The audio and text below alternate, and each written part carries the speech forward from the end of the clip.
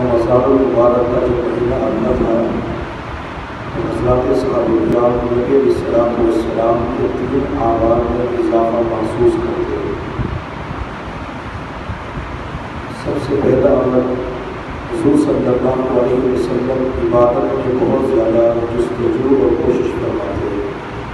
دوسرا عمل حضور صلی اللہ علیہ وسلم رمضان المبارک کے مہینہ میں اللہ رب العزت کے راستے میں خوب مال خرچ فرماتے تھے۔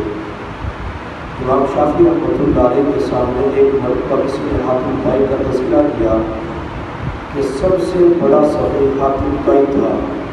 امام شافعی رحمۃ اللہ علیہ نے فرمایا کہ سب سے بڑے سخی احمد مجتبیٰ محمد مصطفیٰ صلی اللہ علیہ وآلہ وسلم ہے۔ تو کہنے والا کہنے لگا وہ کیسے؟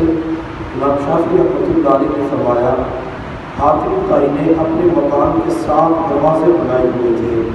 جب ایک دروازے سے بھکاری کو نہ ملتا اگلے دروازے پہ چلا جاتا، وہاں سے نہ ملتا تیسرے پہ چلا جاتا، حتیٰ کہ 7ویں دروازے سے بھکاری کو کچھ نہ کچھ مل جاتا تھا۔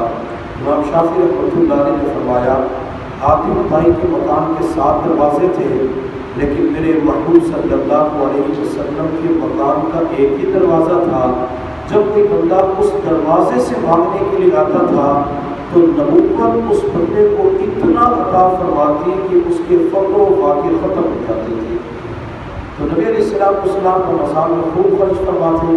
اور تیسرا عمل حضور صلی اللہ علیہ وسلم دعاؤں کے اندر مناجات کے اندر گریہ زاری فرماتے تھے۔ آپ آنکھوں سے آنسو بہاتے تھے، اللہ کے سامنے روتے تھے۔ اس لیے ہمیں چاہیے ہم رمضان المبارک کے اندر عبادات کا اہتمام کریں، اللہ کے راستے میں خرچ کریں، اور جب افطاری کے وقت سحری کے وقت یا نمازوں کے بعد دعا مانگیں تو رونے والی شکل و صورت بنا کے دعا مانگا کریں۔ انشاءاللہ ہماری مشابہت نبی علیہ السلام کے ساتھ ہوگی۔ اللہ تعالیٰ ہماری اس رونے کی شکل و صورت کو قبول فرمائے۔ وآخر دعوانا الحمدللہ رب العالمین۔ کل سے نماز فجر انشاءاللہ 4